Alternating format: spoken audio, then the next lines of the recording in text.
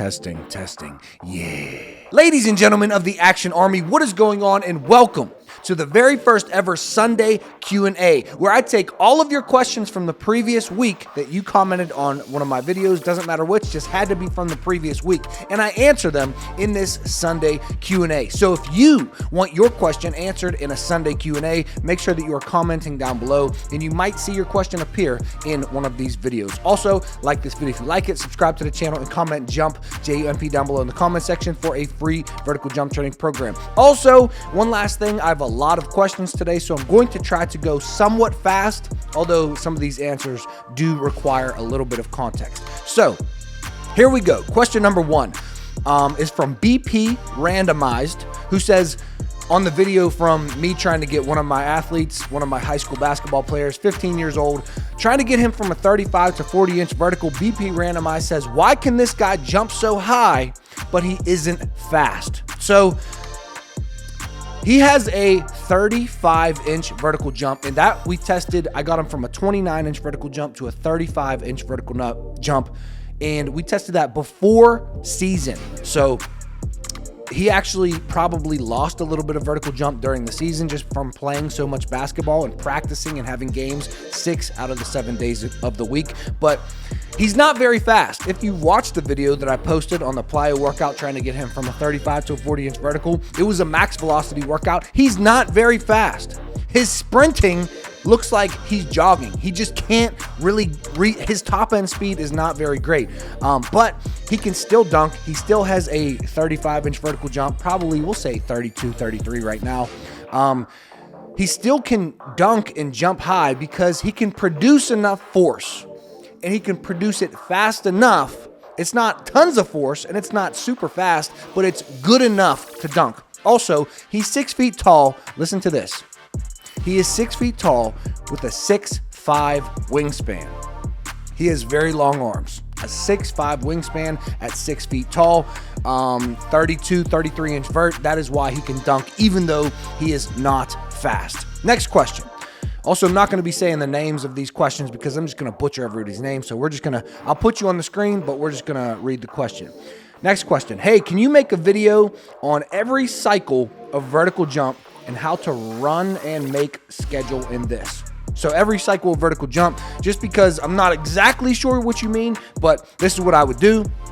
I would start with a build the base phase, and I've made a video on this, a build the base phase first, and then I would do a strength phase, and then I would do a power phase, and then I would do a speed or a peaking phase, and then I would just repeat that. That's what I would do. So in my Be on the Rim 2 program, I have my build the base phase is actually, we start with an eccentric phase and then an isometric phase, which those could be flip-flopped, but the reason I start with eccentric and not isometric is because the isometrics that I do are not yielding isometrics. They are a slow focus on a squat or a slow focus on a rear foot elevated split squat on the way down, and then we explode up. So I could do a even more beginner build the base phase with some yielding isometrics first, and then go yielding isometrics, then eccentrics, then my isometric phase, which is a little bit more intense, and then a concentric phase. But that is what I have first. I have eccentric, then isometric, and then concentric phase. That's all pretty much part of the build the base phase and the strength phase. Once we get to that concentric phase, then we start to build speed. Then after that, because Beyond the Rim 2 is a year long, after that, I go with a strength phase, then a power phase, and then a speed phase. And then I repeat strength, power, speed, strength, power, speed, and we just go on like that. So not exactly sure what you meant in your question, but that is how I program Beyond the Rim 2, and that is what I suggest that you do. Set up your phases like that. Next question. What is your maximum jump reach height spike touch right now? The last time I checked, I had a 30 inch vertical jump, and I couldn't do my max jump because my ankle, obviously everybody knows the sob story, boo-hoo, you hurt your ankle, nobody cares anymore, just get your vertical jump back up. So I had a 43 inch vert. Part of this series of what I'm doing is I'm trying to get back to a 43 inch vert. I can guarantee I can get higher than 30 inches now. I'd probably say I have a 32 to 33 now, but regardless, my vertical jump is still low. But yeah, 30 inch vert is the last I tested, but I could not jump as high as possible because my ankle hurt, because I sprained my ankle. Boo-hoo, boo-hoo. Next question. Geez, I should have made these bigger. What the heck? Next question is on the video of trying to get him from a 35 to a 40-inch vert. I don't understand, coach, when you should do the sprints. We do sprints. We did sprints at the end of our session because the full session on that video was a max velocity session. So every single exercise that we were doing was plyometrics and max velocity. And we did sprints at the end because sprints are the most taxing on most athletes' central nervous system. And if we did sprints first, he would be just taxed for his depth jumps and his band accelerated jumps, et cetera, et cetera. So that is why we did sprints last. If you're going to do speed and plyometrics and strength work, then I would do your sprints first, then do your power work, and then do your strength work and your hypertrophy work after that. Next question. I feel like I got to sneeze, bro. I'm sorry for that. I'm sorry. Allergies. Next question. I've never been athletic, but I've been on a mission to dunk for the last couple of years. I was on your Beyond the Rim bodyweight and weight training program. I did PGF Vert Code Elite. I'm currently on PGF Mac McClung. He just won the dunk contest. My man is nuts. And I'm 42 years old, white male. Bro, that's because you're white. I'm just kidding. 210 pounds, around 12 to 13% body fat, 28-inch vertical. I'm doing my best plyos, lifting weights. My vertical is still the same. I don't know what else to do.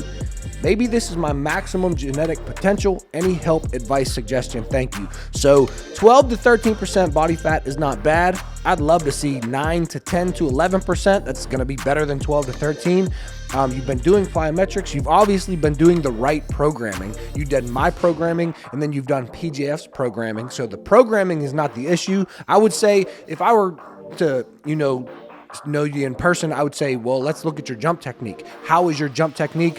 How much do you rep out jumping? Get your body fat down a little bit. What is your maximum strength? Because if you have high maximum strength, then those plyos might be the issue. But if you've been doing PGF's programs, chances are there's nothing wrong with the programming. The only thing that I would say is if you've been training for a while, at this point, you need to get more specific. So instead of doing mixed training, like what was in my Beyond the Rim 2 program and PGS programming, I would start to get more specific and do complete strength days and complete power days and complete velocity-based days. So for my strength work, for you, I would do heavy-ass squats, then heavy-ass Romanian deadlifts, then heavy-ass calf raises, then some heavy-ass step-ups. Whatever you're going to do it all heavy. And then in your power workouts, do all power. Then in your speed workouts, do all speed. So stop mixing it. You might be past the point where mixed training is going to be helpful for you. You might need to get way more specific. Next question. Sorry, guys. I really am. Maybe I'll cut that out. Maybe not. I love your videos. Do you have any exercises for 1-foot jumpers with no weights involved? Yes, 1-foot jumping, explosive step-ups, pistol squats, rear foot elevated split squats with a backpack on. Let me see, knee tap squats. There's tons of single leg box jumps. There's tons of exercises for 1-foot jumpers with no weights involved right there. What is your standing reach and height? My standing reach, I feel like is 96 inches. I honestly can't remember. My height, I'm 6 foot tall. Next question. How fast can he run the 100-meter dash? This is on the video where I was training Keelan, 35 to a 40-inch vert. We're trying to get him to a 40-inch vert before he's in the 11th grade. If we don't get him there, I'm cutting him from the basketball team. Not really. He's my best player. So, yeah, then we would really get our ass beat. But how fast can he run the 100-meter dash? I don't know, bro. Slow. I'll tell you that. He runs it very slow. He's not the fastest, but we're trying to work on it. What is the best thing to do if you're fatigued? Should you do some light workout or should you just rest up? You will be less fatigued. You will recover more if you do some light working out versus just completely resting. Let me say that again. You will recover better by doing light workouts. We even going for a walk, doing just a dynamic warm-up, doing some ballistic training, doing some mobility work. You will recover more from that than you would just complete rest. Next question. What is the difference between strength and hypertrophy exercises? And he commented this on how to create your own program for bounce. So in that video, how to create your own, bro, I'm going to have to blow my nose, bro. I'm sick of this. I'll be right back. All right, guys, sorry about that. So I made a video called how to create your own vert programming for bounce. And I talk about mixed training. I talk about mixed training all the time. And for mixed training for beginners and intermediate athletes, you might see the best results if in your workouts, you first start with a warm-up, then you do your speed and plyometric exercises, then you do your power exercises, then you do your strength exercises. What's up, buddy? Then you do your hypertrophy exercises. And the question is, what is the difference between strength and hypertrophy? Think of strength as trying to actively improve your maximum strength. So it might be like a 5x5, or it might be like a 5x3, as heavy as possible. So as heavy as possible. Then think of your hypertrophy work as, a little bit higher in rep, like 10 to 20 reps. So my hypertrophy work, so my strength work might be a 5x5 squat, and then my hypertrophy work might be a 3 sets of 20 rep hyperextension, or 3 sets of 10 reps single leg Romanian deadlift. So the hypertrophy is a little higher in volume. The strength is lower in reps, because we want that max strength work. And if you're going super high in reps, high in volume, then you're not going to build your strength as much as you could if you lifted for lower reps, because obviously the lower reps you do, the heavier you can go. The more reps you do, you can't go as heavy, because now we're doing 10, 20 reps. So hopefully that made sense. That's the difference between strength and hypertrophy. It's just really the amount of volume in the reps for each. Yeah. So next question. Do you think doing a calf raise isometric will increase your ankle strength? Yes. Yo, how do you think I can maintain my vertical jump as I'm going on vacation and I don't want to come back not having original bounce? When you go on vacation, I would use that as a deload week, because first of all, on vacation, you're going to have much less stress. So with less stress comes better recovery and better results. So I would use it as a deload week. Now that doesn't mean just do nothing, but in your hotel room or wherever if you can find a small gym or a court or wherever, I would just do some body weight stuff and do some plyometrics 3 times that week. And that's all I would do. But I would use that as a deload week, and you will come back having a higher vertical jump than when you left. I promise you. Next question. Why did I make these so small, bro? Why did you do Isaiah dirty in the thumbnail? So my thumbnail for stop lifting heavy weights for your vertical jump, I have a picture of Isaiah Rivera lifting 405 pounds, and I have an arrow pointing to him, and I said, stop doing this. I clickbaited you. I literally clickbaited you. Although I always follow through on my clickbait. I really do. So I clickbaited so that I could give you more information. Yeah. So I love Isaiah Rivera, by the way. He's my favorite dunker. I like a lot of dunkers, but Isaiah Rivera is definitely my favorite. So no hate to Isaiah. Next question. What about doing phases in the off season? And this video is on the stop lifting heavy weights for your vertical jump, which you obviously go watch that video if you haven't. You want to lift heavy weights. You just don't want to lift heavy weights more than you're doing plyometrics and speed and velocity work. So what about, I can't read either, bro. This is just small questions plus me not being able to read. This is just a bad combination. What about doing phases in off season? That would mean you do strength training for 4 weeks and not just touch on it. So in that video, I said you should just be touching on your strength. If you're in a max strength phase, then you can do strength work. So for example, my max strength phase, we have 2 to 3 strength workouts per week, but still, I am still doing velocity-based training and power-based training mixed into my max strength phases. And even in Beyond the Rim 2, where we are getting specific with our strength, so we would have heavy squats and then heavy RDLs and then heavy calf raises and heavy step-ups, and everything is heavy. I am still doing a very heavy day, and then the next session on Wednesday would be a full speed day, and then a very heavy day, and the next session would be a power day, and then a very heavy day, and then a speed day, and then a very heavy day, and then a power day. Very heavy day, so you get it. You can focus on strength, but you shouldn't just in your max strength phase stop jumping and stop doing power and just completely go heavy for every single workout. That's not the move. Next question. What do you think about ballistic training? Olympic lifts, kettlebells, snatches, swings, they're all great. Love them. Is this process incorporated into your Beyond the Rim programs? Yes. Everything that I'm saying is in my Beyond the Rim programs. Is overcoming isometrics better than lifting heavy for strength? They're a little bit different.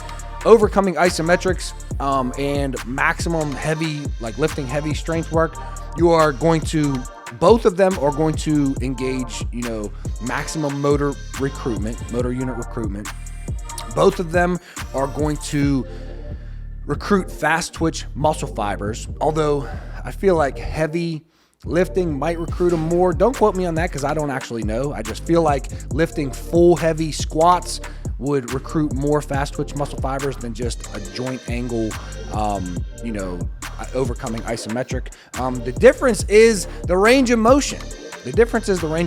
So overcoming isometrics are great because you could just get in a joint angle and you can just push against the bar as hard as you possibly can, recruiting motor units as much as you possibly can, fast twitch fibers at that joint angle, whereas you're not going to get as much maximum strength throughout a full range of motion like you would with full, slow, heavy range of motion work. So I don't know if I answered your question. Is overcoming isometrics better than lifting heavy for strength? They're a little bit different, but I would not say it's better. No. Next question. I'm sorry, but I'm confused. How do you build a base of strength without lifting heavy? Do you mean to do the speed power training until you hit a certain number? Okay, so I think I know what he's talking about. In this video, I said that if you're a beginner, you shouldn't just go lift super heavy. You should build a base of strength before you lift heavy. And his question is, how do you build a base of strength if you're not lifting heavy? It's very simple. You start with light weights and then you slowly progressive overload until you get to heavy weights. That's just how you build a base of strength before you go super heavy. So that was it. I was just saying that you shouldn't take a complete beginner and have them lift extremely heavy when they have never done a squat in their life. That was my point. But yeah, just start low with light weight and then slowly increase until you get to heavy weight. And then by the time you get to heavy weight, you'll be ready for heavy weights. Next question. Great video. You clarify many things. When you say that lifting heavy, how much is okay? You said 2 to 3 times per week, but how many exercises, sets, and reps in a training day? So for lifting heavy, how many sets and reps would I have in one of my workouts for lifting heavy? I would have a warm-up, and then I might have, a plyometric to fire up the central nervous system, and then I would probably do a 5x5 squat, so 5 sets of 5 reps, so that's 25 reps right there. Then I might do 3 sets of 10 RDLs as heavy as possible. That's 30 reps right there. And then I might do 3 sets of 10 calf raises as heavy as possible. That's that right there. And then I might I might add in some step ups, 3 sets of 10 or 3 sets of 6 as heavy as possible right there. So low rep as heavy as possible. But I've made many videos where I actually show you my full strength workout. So just look up my max strength workout that I did, a week or so ago. Next question. Would it be a good idea to incorporate strength and explosive with weights exercises during plyometric days? Yes, just do your plyometrics first, fire up the central nervous system, then do your power work, then do your strength work. Next question. Video idea and question. What should an athlete do when sick and what should they do when recovered? I feel like this sounds like a dumb question, but the obvious answer is probably rest, but something I'm genuinely curious about because I get sick a lot. And when I come back, I feel very off for basketball and my athleticism. So first of all, stop getting sick, bro. Stop getting sick. I refuse to get sick.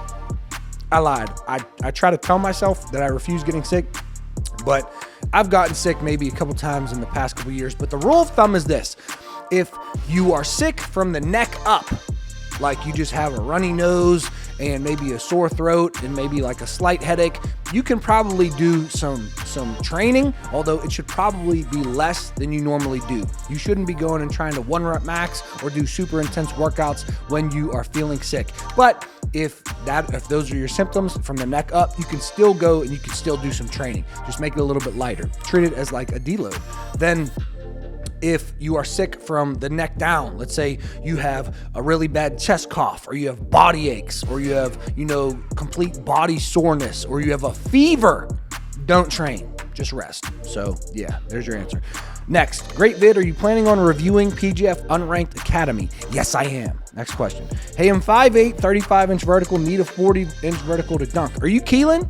Are you the kid I'm trying to get from a 35 to a 40? No, your animation on. It looks like you're a volleyball player based on your stick figure. Do you think it would be possible to train to dunk at the same time as training to do a 96-kilometer hike? I mean, yeah, it's possible, but bro, you're trying to shift to fast twitch, and then you're going back and you're shifting to slow twitch, so it's going to be way harder. But I mean, yeah, bro, what are you going to do? I would do your dunk training first and then go for your hike afterwards. Yes, it's possible, but are you going to get the best results by doing both? No. Next question. Why is there no review of your programs? I don't even know what's in your Beyond the Rim 2. 2 sentences in your website is not enough. That's fair. That's very fair.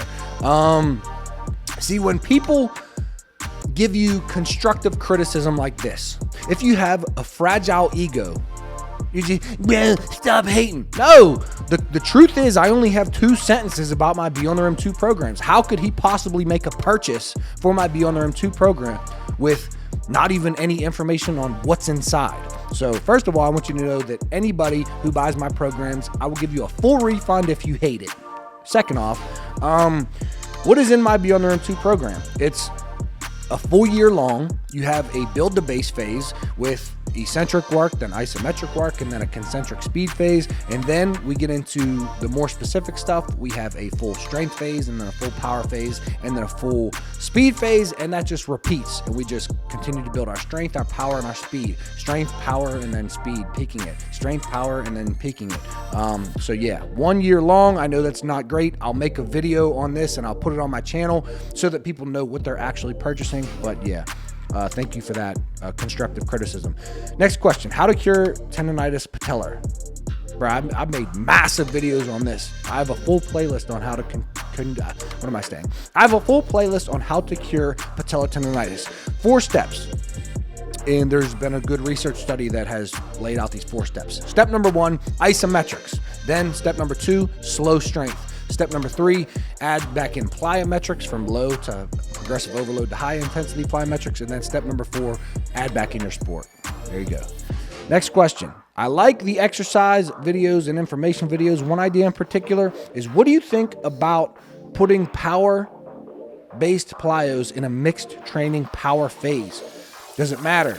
I do include power-based plyos in a mixed training power phase. So let's say that in a mixed training workout, you have your warm-up, and then your speed, and then your power, and then your strength, and then your hypertrophy. So let's take a power-based plyometric workout, like a weighted box jump, a dumbbell box jump. I would put that in the power section. So even though it's a plyometric where you're doing a box jump, because you're holding weights, it's more of a power exercise. So I put that in the power section of that workout. And then I would replace the speed. I would add a different plyometric for speed. So we might do sprints, might do repeated box jumps, might do whatever plyometric you want to insert right there that is focused more on speed and velocity. Then I would do my dumbbell box jumps, or what else is there? You know, you have your hang cleans and et cetera, your power-based exercises. But yeah, that's great. Next question. How do you deal with self-doubt? Damn, we're getting deep. And keep the mindset of the goal that takes time. Do you have a coach that coaches you, like with having a drive to keep grinding? So this is a very deep and elaborate question. And because I'm trying to go fast in this video, I will just say this. No, I do not have a coach that coaches me. However, I like to learn. I like to read. I have pretty much every single piece of information product that PJF Performance has to offer, that Drew Hanlon has to offer, that Cal Dietz has to offer, that Tom Bilyeu, the entrepreneur, has to offer, that Sunny Lenarduzzi, the YouTube, the woman who helps you grow your YouTube channel, has to offer. So I have all of these information sources. I have a bookshelf right there with massive amount of books that I haven't read yet. I will say that. I've read a lot of them, but I'd like to buy books and buy books. My point is, I don't have a coach, but I have all these people who I'm learning every single day from, these people who are very successful. And successful people tend to get you motivated and driven. So if I'm hearing all these ideas from people who are successful, most ideas are keep going, grind it out, find your why, build discipline. So I'm surrounding myself with these ideas every single day. So how I deal with self-doubt. Look, I have on my whiteboard right here, I have a massive sports complex that I eventually want. And there's a full football turf field with a full-size track. There's 8 basketball courts in this big sports complex that I have written here. Obviously, I don't have that yet. I have this little gym right here that I'm recording in. I have guest penthouses for when I invite Devontae Friga and when I invite all these basketball YouTubers to come to my gym to train. I have, a brewery there. We have a retail store with a bunch of clothing. Like that's a big ass goal. That's a $50 to $100 million sports complex that I want to build. Obviously, I'm nowhere close. So when I look at that, it's very easy for me to feel like, damn, who am I to think that I could achieve that? But the truth is that if I continue learning every single day and I continue taking action every single day, I can achieve that. And I believe that I can achieve that. And the question you have to ask yourself is this. This is what I understood. There's nobody in this life that is way better than you. Why can somebody else create that sports complex, but I can't? See, this is the issue. When we're kids, we tend to think that adults know everything. Adults really don't know everything. They just figure stuff out. So I can figure out how to build that. I can figure out how to earn the money to build that. I can figure everything out. And I believe in myself to do so because I am the learner and I will do whatever it takes. I will learn anything that it takes. I will take the actions that it takes. I am fucking relentless with my goals and my dreams. So yeah, that's it right there. That's how I deal with self-doubt. I just remind myself that I'm the motherfucker who has to make this happen. And there's no reason that I can't. So maybe that helped, maybe that didn't, but that's what I think about. Nathanael, what is your opinion on Wim Hof breathing? I've never done it. I've seen a lot about it. This is so bad. This is so terrible what I'm about to say. I'm not even gonna say it, I'm sorry. It's really good. Breathing is very powerful in general. I like Wim Hof. I like his breathing techniques, but I've never done it, so I can't say it for myself. But there's been massive amounts of people who are very credible who say that his stuff works. So I would definitely look into that. Great video. I've been doing plyometrics for a month now and I feel more bouncy. However, of recently I noticed a slight weird pain in my right Achilles and shin splints in my right leg. What do you think could be the cause? Overuse. I just think that you need a little bit more rest in between. So see, look, when you train, you're causing a stimulus. You're causing stress that breaks your body down, whether it be the muscles or the central nervous system or the tendons. You are breaking your body down. You need to allow for recovery. The only way that you see results is through recovery. You don't really see results through the actual training. It's the recovery. So if while you're recovering, you train again and you break your body down before you are finished recovering, then you won't see results as good as if you would have let yourself fully recover. Now, it seems like you said you are seeing results, but you're feeling a little bit of pain. It's just too much load. It's just too much load. You need a little bit more recovery in between your sessions so that you can fully recover so that you don't feel that pain. Sorry if that wasn't a great answer. Great vid as always. Can you do a speed, strength, power workout, but body weight? Sure, I'll make one up for you right now. A body weight mixed training workout off the top of my head. You warm up with whatever warm up you want. We'll say one game of pickup basketball. We'll say a dynamic warm up. We'll say a jog around the track. That's your warm up.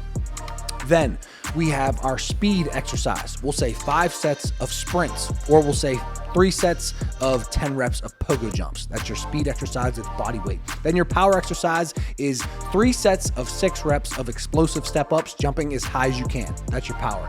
Then we have our strength. We have 4 sets of pistol squats to failure, going with your weak leg first to failure and then matching that number of reps with your strong leg. That's your strength exercise. That's body weight.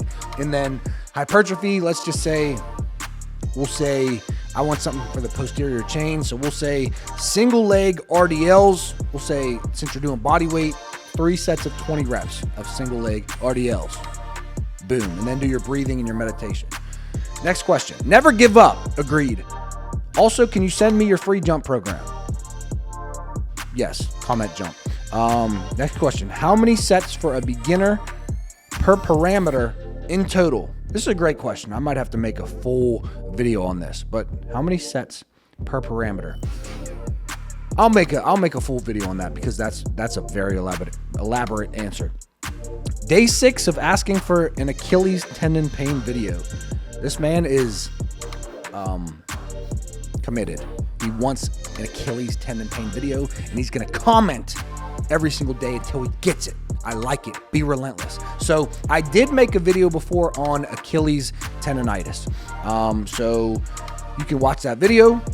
Somebody actually linked it right there. I'll link it down below in the description of this video. So I do have a video on that. But what I would like to add is, if we're using that study for tendinopathy, a good way to fix your Achilles tendon pain is the same way that you fix your patellar tendon pain. So the first thing would be isometrics. So I would do a calf raise isometric, single leg calf raise isometrics for 3 sets of 45 seconds.